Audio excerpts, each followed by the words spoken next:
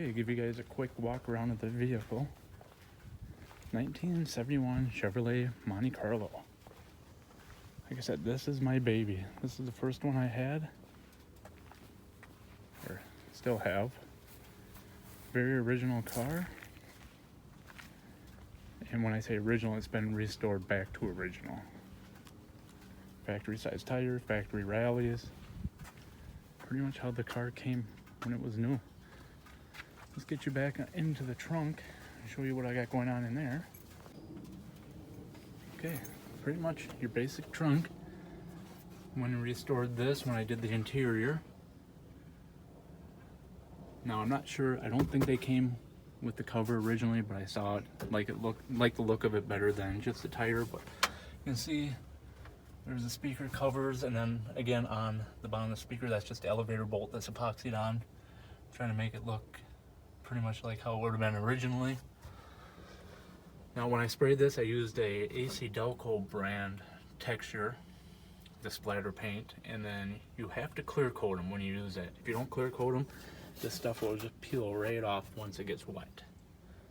And when it was done, before I bought the car, they didn't clear coat it and it came right off. And I just used like a matte finish clear coat after everything. Turned out really good.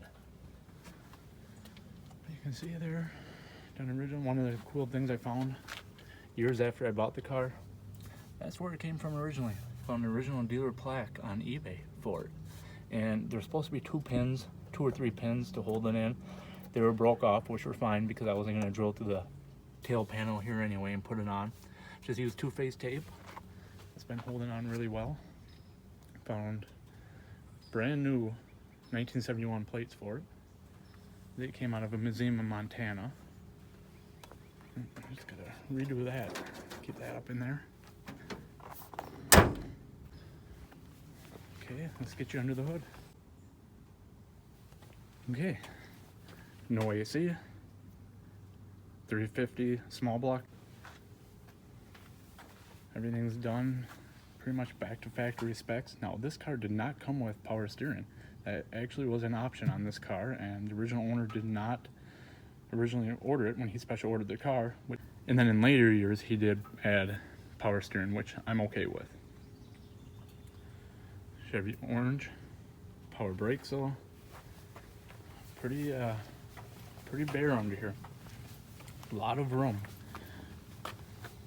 to be working on, but look how nice changing the fuel pump and to get everything, and got the heat riser, the stack, or whatever you want to call it, the pipe on there. It's got everything back to pretty much original. The only thing I did add, anybody know what that's from? Originally this did not have an overflow for the radiator, it was just dumped on the ground. Well, that's actually out of a late 70s Nova.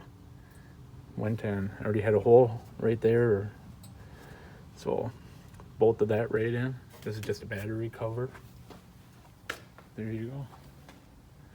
Let's show you the important thing. Now this is what I think makes this car special. Actually, it's a very clean, nice car, but this is what I've been holding out on you guys. Right there. She's a 4-speed, factory 4-speed. It's got the gauge package. No console, that was just an add-on that I put in there. But it's a factory 4-speed, and I have 3 build sheets to prove it. It's a special order. I did have this front seats recovered. Rear seat is original. Headliner is original. Carpet's redone. Just needs a vacuum. But otherwise, it's a very original car besides the radio that I redid. But running dual speakers up in the single mono speaker spot, and then 2 speakers in the rear as I showed you. But otherwise, very stock and original car. But searched 3 years to find one with a stick. 269 of them made in this year. So not too many were coming up for sale, and especially I've had the car for almost 20 years. One other thing I want to point out, redid the weather stripping. Be careful when you order weather stripping, don't order the cheapest stuff, because when you get to the corners, these are all formed.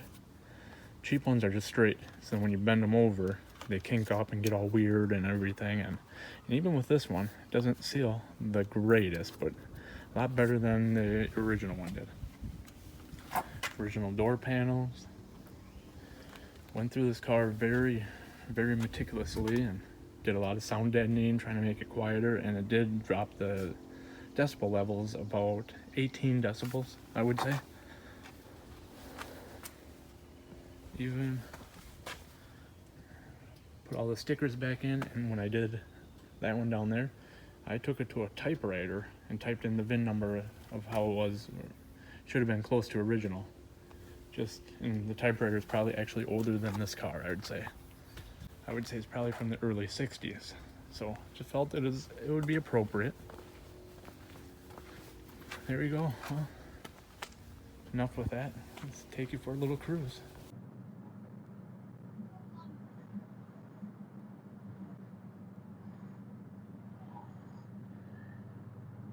I believe this is Chevrolet's longest hood they ever made.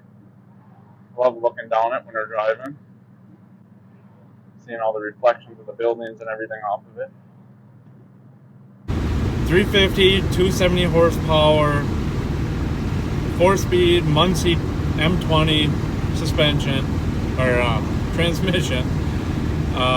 Suspension, Moog, springs, all the way around, and just house brand. I think I have Gabriel shocks in it right now. I think that's what it is, or maybe what Napa sells. I can't remember what I put in it. Let's see. Car was restored before I got it. I've had it for almost 20 years now. Once I got it, it still needed a little bit of work. Went and had to put new carpet in it. Had the front 2 seats recovered. Rear seats original. Did pull out the rear seat. Found a build sheet behind the driver's side rear back portion. And then the fuel sending unit went out, so I had to put a new sending unit in. So when I dropped the tank, I found another build sheet actually. So then the car came with one, where they found one, I think in the, I'm guessing the driver's seat.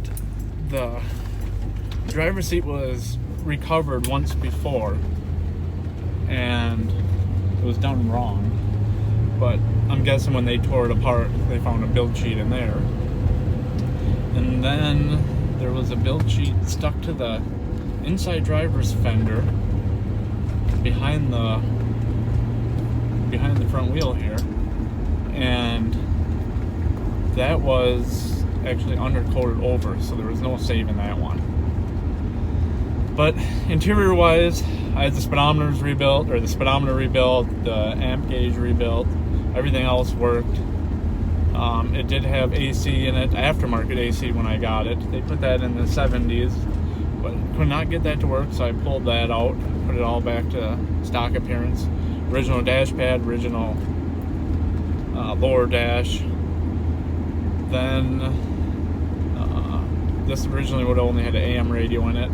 I put a aftermarket radio in it that has the factory appearance, but it has Bluetooth and everything in it, and in stereo. So did not replace the factory dash pad and put stereo speakers in. I just left it with the mono speaker, and then it just has 2 speakers actually. It's like an audio box or something like that. And then in the rear I have the 2 original speakers. Had a harness made up to resemble the factory speaker harness. Factory speakers grounded through the speakers. The new ones have a separate ground, so he made up a kit, and it is the 2-wire setup, but it looks just like pretty much factory. It has the factory ends on it, and I was able to rig those up so they worked. And then I put the speaker insulation covers over them, which I showed earlier, and everything has a factory appearance.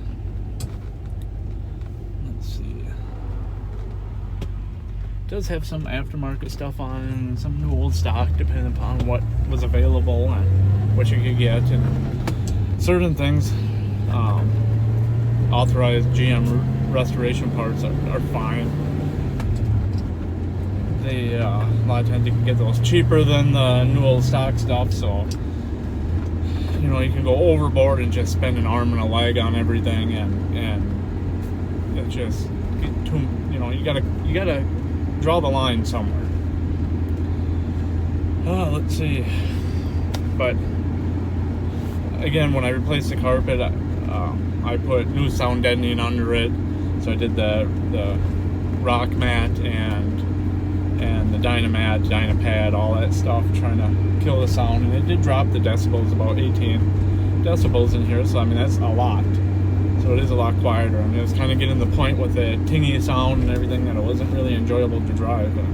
And the story behind it, there was just so much little things going on with the car that needed to be addressed, and it just became a big problem, and it just wasn't enjoyable to drive. So one summer I'm like, oh, let's go through, do everything and make it right, and I did, and been driving a lot more since I've done that. And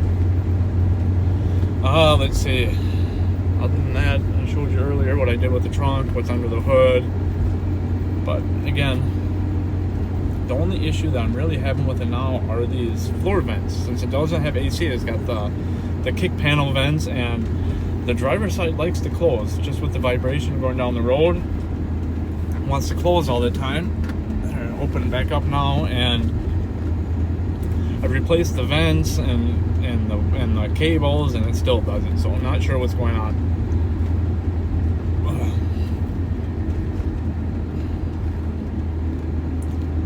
Other than that, I mean, it goes down the road great, and like I said, I've had this car for a long time. It was my dream car, and searched for one and bought it. And now that I'm getting a little older and the knee isn't quite as good, I mean, an automatic would be probably a little bit more practical, but still like the 4-speed in it. It makes it unique.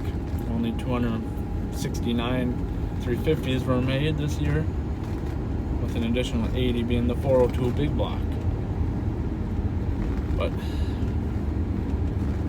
anyway, tires, I actually just put the cheapest ones on that I could kind of find of this size. And I think they're Hankook tire. But I figured I just wanted something with a low mileage rating, since I'll never hit the 50,000 miles before the 10-year life expectancy is up on them. So I'd rather just get something cheaper and then replace them more often, and just have the nice, softer, more enjoyable ride. Okay, well, that's going to do it for this video. We'll catch you guys next time. Thanks for watching.